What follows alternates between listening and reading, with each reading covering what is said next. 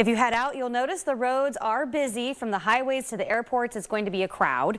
AAA says this holiday travel period is a record breaker this year. AAA safety advisor Lynda Lambert is back with us to go over what to expect through the new year as a lot of people are heading home or other places. Lynda, thank you for joining us.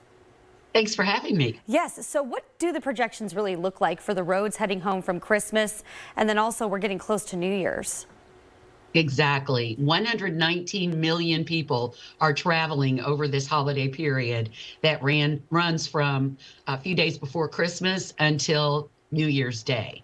And that's our projection. 107 million of them will be driving to and from their destinations. So our highways are busy, our airports as well. 4.85 million people will be flying over this holiday break. So lots of folks all in the same boat trying to get to their destination and then back home. Our busiest days for travel after Christmas as we approach New Year's will be today, tomorrow, Sunday, and Monday. And then minimal traffic impact is projected for New Year's Eve and New Year's Day. And we saw the same thing for Christmas Eve and Christmas Day. So most people will already be back home by the time we get to New Year's. So little to no impact on traffic for New Year's Eve and New Year's Day. Now, is there a worse time to drive over another time in the next few days then?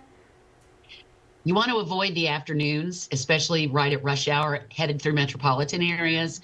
But if you can get up and get out before 11 a.m. or wait and leave after 5 or 6 p.m., you should be okay.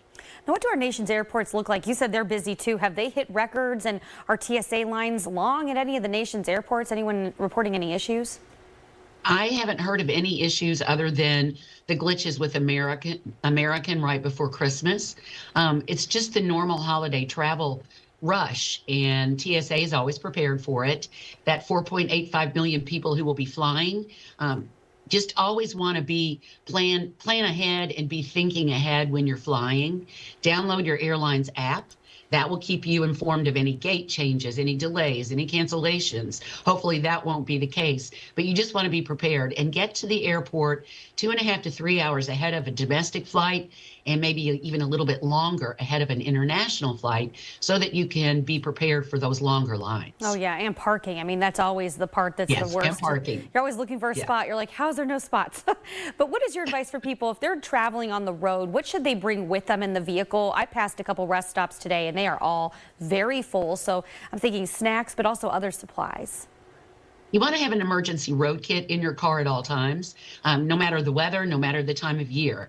And in that kit, you should have things like snacks, water. This time of year, definitely a blanket or two, jumper cables, a flashlight, warning triangles that you can set outside your vehicle in case you do break down along the roadside, and a cell phone charger, batteries for that flashlight.